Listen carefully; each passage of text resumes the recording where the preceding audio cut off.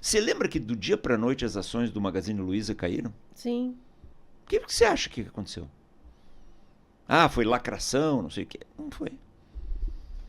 O pessoal, os investidores mais sofisticados, não o Sardinha, eles viram que havia distribuição de dividendos sem geração de caixa.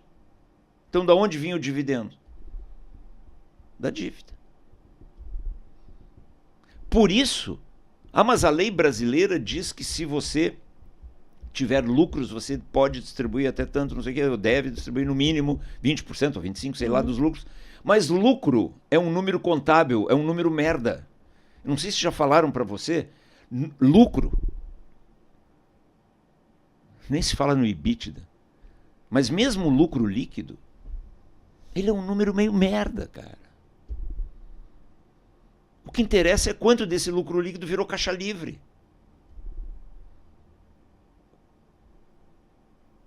Deu o lucro, mas não deu caixa. Distribui o lucro. Mas como não tem caixa, pega a dívida. Ação desaba. Não é? Essa é a primeira porcaria. Quer mais uma porcaria, Débora? Mais uma. Vou relatar um caso real que aconteceu com um cliente meu do Piauí. Estou lotado de clientes no Piauí.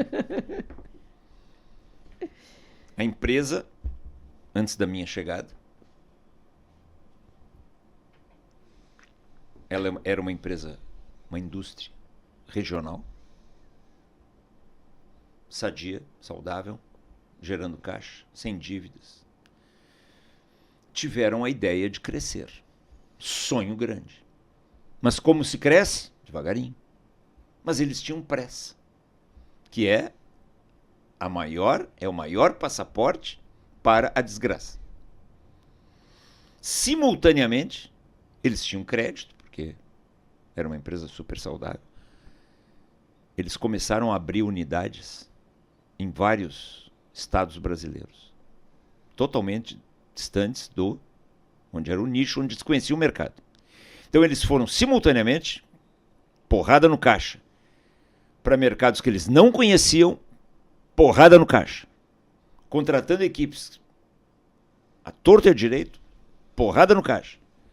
Aumentando o estoque, aumentando contas a receber, aumentando necessidade de capital de giro, porrada no caixa. E a dívida, que antes não existia, foi crescendo, porque eu preciso de grana para financiar esse troço todo.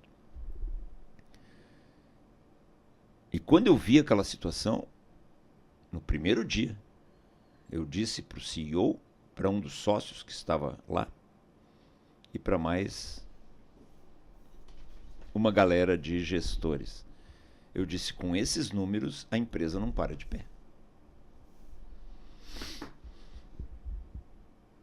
Bom, e aí foi indo o trabalho. Mas havia intrinsecamente no DNA da empresa uma dificuldade muito grande de reduzir custos. E aí eles queriam aquilo que você falou. Só vender. E eu fiz um relatório para eles, espontaneamente, que eu nem vou ler o relatório aqui, mas o relatório dizia basicamente o seguinte: você deve crescer de acordo com as possibilidades de endividamento, de conhecimento de mercado, de curva de aprendizado do seu free cash flow. Eles nem sabiam o que era free cash flow. Eles só olhavam os números contábeis. E os números contábeis davam um lucrinho. Só que o caixa piorando aceleradamente.